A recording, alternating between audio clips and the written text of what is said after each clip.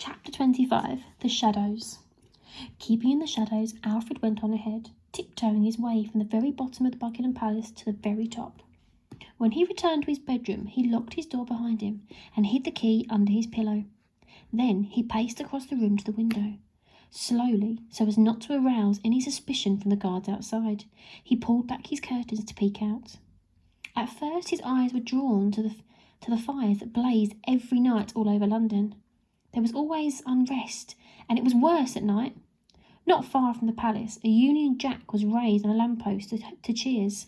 Hooray! It must have been the revolutionaries. Maybe Might. Maybe his mother.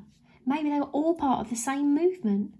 Within moments, the Lord Protector's airship descended from the clouds, the golden griffin gleaming on its side. At the base of the cabin, a gun revolved and fired at the flag. Zap, zap, zap, boom! The Union Jack exploded into flames. "Enjoying the view, Your Royal Highness?" came a voice from the shadows behind him. The prince froze in fear. He turned round slowly to see the Lord Protector sitting in an armchair in a dark corner of the room. The man had been there all along. Alfred was trembling with fear. "Well, I just what, sir?" purred the Lord Protector. "I haven't been out of my bedroom, I promise." "Is that so?" "Well, just the once. I had to pop to use the bathroom." "But you have a bathroom right there," said the Lord Protector. Only his piercing eyes were clearly visible in the gloom. They indicated the half-open door leading to the boy's private bathroom. I went to get a glass of water." The Lord Protector chuckled to himself. "Then where is said glass of water?" "I drank it." The man shook his head. "You forget that the all-seeing eye sees everything." Alfred gulped. Gulp. He had been busted. "The question is, Prince Alfred, what did you see?" "Nothing," lied the boy. He knew he'd said it too quickly to be believed. "Now, come, child. We're all friends here." "I am not your friend," reported Alfred. The Lord Protector raised an eyebrow. There was more spirit in this sickly child than he had thought. "Tell me exactly what you saw," he pressed. "Nothing," protested the prince. The Lord Protector rose to his feet and stepped out of the shadows. With a smirk, he took the key from under the boy's pillow and unlocked the door. On opening it, Alfred saw that the all-seeing eye was hovering just outside. "Perhaps my friend here will help jog your memory," said the Lord Protector. With that, the all-seeing eye floated silently into the room. Alfred stood by the window as the thing approached. He backed away until he had nowhere else to go. "Tell me what you saw," demanded the Lord Protector. Now the giant eye was staring right into the boy's eyes. Its pupil opened. Was it going to blast Alfred to pieces? "I know you are in league with Nanny," said the man. No, lied Alfred. "Nanny has nothing to do with this. I swear, she's innocent." "I'm not so sure. I will deal with her in good time." No, not Nanny. Spare her, I beg you." "Then tell me what you saw." "I demand to see my father," exclaimed Alfred. The prince was sure he had played his trump card here. "The king is sick," replied the Lord Protector. "You have made him sick." The Lord Protector kept his cool, but said, "That is a vicious lie. I am the king's most loyal servant. You are anything but." The man shook his head. "This can be all over right now if you tell me what you saw." "I demand to see my father," Alfred repeated. He had the Lord Protector now. "It is late. The king needs to sleep. Now!" There was a pause before, to Alfred's surprise, the Lord Protector bowed his head and said, "As you wish, Your Royal Highness." With that, the Lord Protector made his way over to the huge gold-edged mirror on the bedroom wall. He pressed an unseen button on the side, and the image dulled to reveal the king standing on the other side of the glass, looking in from his bedroom. It was a two-way mirror. "Father!" cried Alfred. The all-seeing eye hovered to one side as the boy rushed to the mirror. He threw himself at the glass, embracing it. However, the king just stared forward, not betraying a hint of emotion. "Your son wanted to see you, sir?" purred the Lord Protector. Still the king said nothing. "I regret to inform you that your son has been out of his bedroom tonight. We have reason to believe that, like his mother, the boy is in league with the revolutionaries." "That's not true," protested Alfred. Father, please, you must believe me." "What would you like me to do with him, sir?" Alfred beat his fist on the glass. Bash, bash, bash. "Father, please, listen to me, I beg you." The king looked at his son. Alfred met his stare. He was desperate to see something in his eyes. Love, kindness, pity, anything, but there was nothing. Nothing at all, just a cold, deathly stare. "Take the boy," began the king. "Yes," encouraged Lord Protector. "Take the boy to the tower."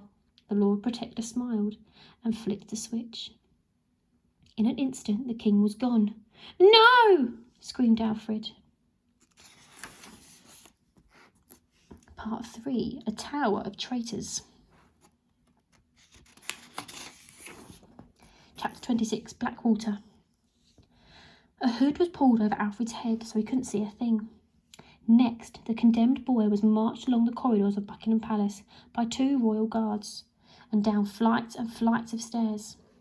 The Lord Protector led the way as the all-seeing eye hovered close behind. The guard held the boy's arms tight. It was painful, and the prince could feel bruises blackening on his arms.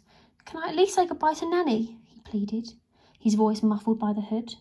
Maybe he could deliver a secret message to her. Maybe she could save him. "I'm afraid not. Nanny's in the interrogation room as we speak. I expect her to be there for a long, long time." The prince felt a pain in his heart. He desperately hoped he hadn't brought some terrible fate on the kind old lady. "She's innocent," protested the boy. "We shall see. The interrogation is very—" The Lord Protector chose his words carefully. "Persuasive." "Torture!" exclaimed the boy. "You'll find out soon enough." Alfred began trembling so much he felt as if his legs were going to collapse beneath him. The guards took his weight and began dragging him along. A door opened and closed behind them. From the unfamiliar sounds echoing around, Alfred guessed they were no longer in the palace. Tap, tap, tap. "Where are we?" he asked. "If I told you, then it wouldn't be a secret." It sounded like they were in some kind of narrow passageway. "Where are you taking me?" demanded the boy. "Be patient, young prince. All will be revealed." They walked some more before there was a sound of a very heavy door, or even wall, sliding to one side. Whirr. Then there was a sound of it closing. Whirr. The group took a few more steps forward, then finally it came to a halt. The guards held the boy still for a moment before his hood was whipped off. He blinked. Prince Alfred was in the outside world for the very first time in his life.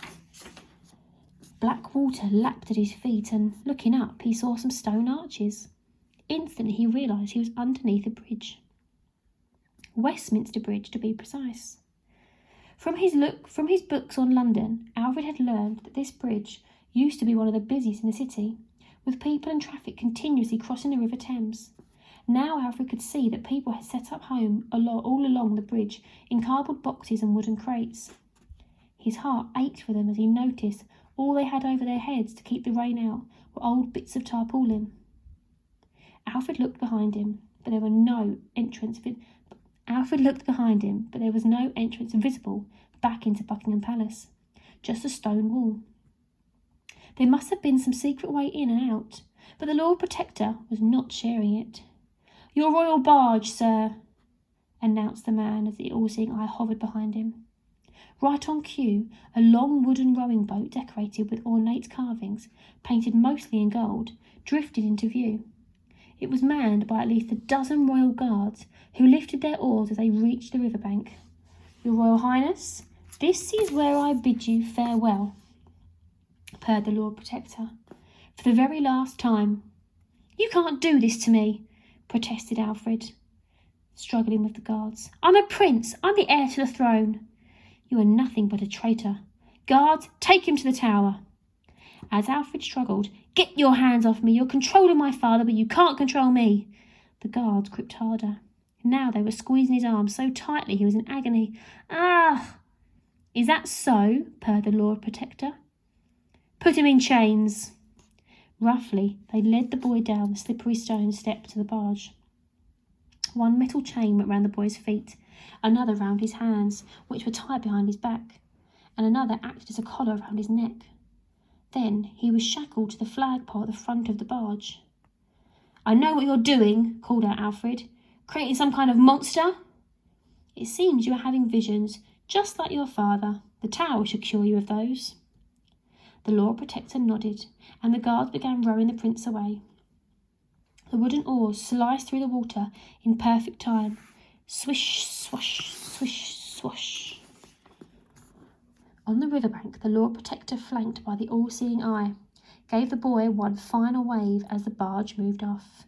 "Goodbye, forever," he said. Alfred turned his head away so the man wouldn't see his tears. There was a thick fog over the River Thames, and the city seemed eerily quiet. Shapes and shadows unravelled themselves around the barge. Debris bobbed in the black water. Upturned boats, shoes, hats, books, suitcases, an umbrella, even a child's doll. Each item told a story. A horror story. The boat swept along the Thames almost without a sound. The oars made much less noise than a motor, so the barge was perfect for transporting prisoners to the Tower of London. Alfred's thoughts turned to his mother. This was the exact same journey she must have made. From the bow of the barge, the boy could make out the shapes of London landmarks through the thick fog. The London Eye, a huge wheel for people to travel on to see the sights, was now lying on its side. The Globe, a recreation of Shakespeare Theatre, lay in ruins. Southwark Cathedral, which had been without a roof since a fire had all but destroyed it, was now a blackened ruin. As the barge approached London Bridge, Alfred could make out some figures standing amongst boxes and tents. The bridge, like the others along the Thames, was home to those poor souls. As the boat passed underneath, there were shouts, and a barrage of sticks and stones hit the vessel. Bang, bash, bonk. "We need food! Help us, we're starving!" In desperation, some of the people leaped down from the bridge. A few missed the barge and fell into the water. Splash! When they tried to scramble aboard the boat, the guards whacked them away with the wooden oars. Thwack! They fell back into the river. "Don't!" screamed Alfred. Splosh! 2 of them actually landed on the barge. Thud, thud. They came down at the stern and were immediately taken out with laser guns. Zap, zap. Their bodies plunged into the Thames. Splash, splosh. "Murderers!" shouted Alfred at the royal guards, helpless to stop the horror. The barge continued its journey along the Thames. Slowly, out of the fog, an ancient building loomed into view. The Tower of London. At the base was its famous entrance from the river, Traitors Gate. The prince closed his eyes. He was about to meet his fate. Chapter 27. Traitors Gate. All along the battlements of the Tower of London, Alfred could make out members of the fearsome royal guard. They had their laser guns pointed down at the river. As the royal barge approached the gate, it was raised. Creak! Like so many traitors before him down the centuries, this was the way the boy was to begin his imprisonment in the tower. With his hands and feet still in chains, he was taken off the barge. Then he was bustled down a series of stone walkways until he reached the prison block. Once inside, what hit Alfred first was the stench. It was medieval. Then the noise, constant cries of pain. "Ah, help, please!" The Tower of London was the worst place Alfred could possibly imagine. Prisoners were crammed into tiny cells, as many as a dozen to each dark, damp little space, and treated worse than animals in a zoo. The prisoners' faces were blackened with dirt and hollow with hunger. They were dressed in rags with no shoes on their feet. When the boy was marched past the cells, some called out, "Who's that boy?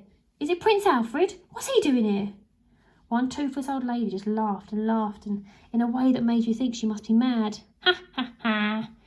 A boy held out his hands to beg. "Please, please."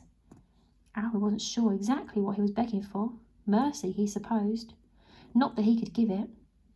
The prince was now one of them, a prisoner too. He continued past his fellow inmates. Was that old man in chains once commander of the British Army? One night he had vanished from the palace.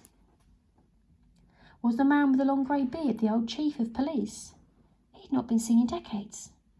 Was that Britain's last Prime Minister, shivering under a dirty old blanket? She'd been arrested just before Alfred was born. The Tower of London must have housed 100 or more of these so-called traitors. The prince was desperate to catch sight of his mother. Was she even still alive? As Alfred was dragged along the row of cells, he turned to the guards and said, "I am your prince, and I demand to see the Queen." But the guards just ignored him. Instead, they tightened their grip on the prince's arms. "Ow!" and continued marching him to his cell. Once there, the guards hurled the boy inside. Thud. Oof! The chains round his arms and legs were unlocked. Clink! And the door was bolted behind him. Clunk! Alfred ran to the rusty iron bars on the door of his cell and shouted at the guards, "You can't just leave me here to rot!" But they just had. The prison cell hadn't changed much since the Tower of London had been built in the 11th century. The walls were dark stone, hay was scattered across the floor, and in the corner crouched a little wooden bucket. Alfred presumed this was to do his business in. Being born a prince, Alfred had been sure he would be able to get through life without ever doing his business in a bucket, but he was wrong. While Alfred felt that the brief sense of bliss that comes with finally having a pee, he could hear a tapping on the ceiling. Tap, tap, tap. At first, the boy was irritated. This really was putting him off his pee. But just as soon as he'd finished, he stood still so he could listen. Tap, tap, tap. 3 in a row, the same rhythm as before. Tap, tap, tap. Alfred wanted to tap back, but even on his tiptoes, he wasn't tall enough to reach the ceiling. If only he hadn't filled the bucket with pee, he could stand on it. Tap, tap, tap. There it was again. Oh, never mind, thought the boy. There was a tiny hole in the corner of the cell, down which he carefully poured the yellow liquid. Trickle. "Oi!" came a deep voice from below. "You dirty blighter!" "Sorry," he called back. He'd only been in the Tower of London for 5 minutes, and he'd already upset one of the other prisoners by pouring pee on his head. Next, Alfred overturned the bucket and stood on it. His hand just reached the ceiling. He clenched his fist and tapped back. Tap, tap, tap. Then, from above, there were another 3 taps. Tap, tap, tap. Alfred began to feel a little silly. What on earth was the point of all this tapping? Suddenly he heard scraping from above. Whoever was up there was trying to scratch a hole. Alfred jumped down off the bucket and on his hands and knees searched the floor of his cell. He was looking for anything sharp that could be used to dig from his side. Nothing. At the corner of his eye, he noticed that one of the stones in the wall was jutting out. Using the bucket, he smashed down on it. Bash! Chipping a bit off it. Chink! Then Alfred climbed back on the bucket and began scraping away at the ceiling. Scratch, scratch, scratch. Outside he could hear footsteps approaching. Stomp, stomp, stomp. A royal guard was on patrol. Alfred leapt down and pretended to be going to the toilet by sitting on the bucket.